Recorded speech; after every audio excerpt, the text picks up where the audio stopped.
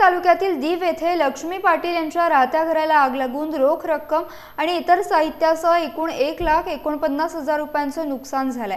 पेण तालुक्यातील दीव येथे लक्ष्मी पाटील यांच्या घराला रविवारी रात्री 11:30 वाजण्याच्या सुमारास शॉर्ट सर्किट होऊन आग लागली। यावेळी ग्रामस्थांनी आग विझवण्यासाठी धाव घेतली। दरम्यान पेण नगर परिषदेच्या अग्निशमन दलास पाचारण करण्यात आले। काही तासांच्या प्रयत्नानंतर आगीवर नियंत्रण मिळवण्यात अग्निशमन दलाला यश आले। या आगीत लक्ष्मी पाटील यांच्या घरातील रोख रक्कम 50,000 आणि संगणक, फर्निचरसह शिलाई मशीन, गॅस सिलेंडर, पाईप, पंखा, कूलर असे साहित्य मिळून 1,49,000 रुपयांचे नुकसान झाले असून या नुकसानीचे पंचनामा संबंधित तलाठी यांनी केला असून पुढील तपास करण्यात येत आहे।